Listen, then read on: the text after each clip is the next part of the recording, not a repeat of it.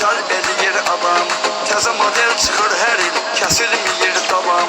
Sumqayıt bazarından xəbərdar olsun hamı. Orada olan maşınlar tapılmıyır hesarda. Satan çoxdur, alan yox, doludur maşın bazarda. Pulun varsa gəl götür, yoxundur dur kənarda. Satan çoxdur, alan yox, doludur maşın bazarda. Pulun varsa gəl götür, yoxundur dur kənarda.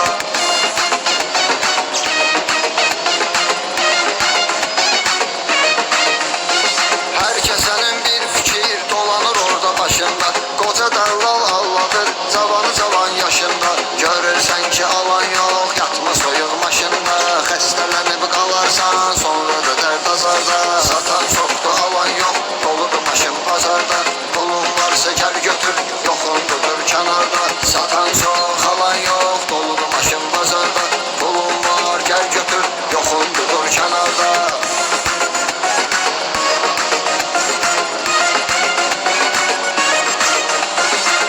Maşınlarıyla çoxdur maşın bazarı.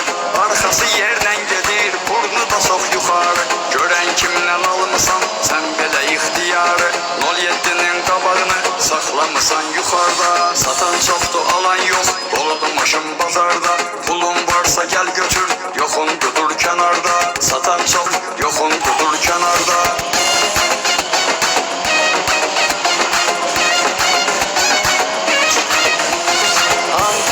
Maşınlar baxma körünə mod gedir. Bir balaca verirsən, onlara avarot gedir.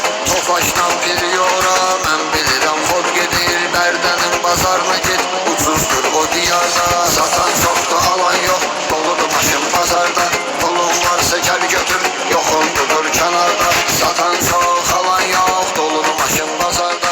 Pulun var, gəl götür, yoxundur dur kənarda.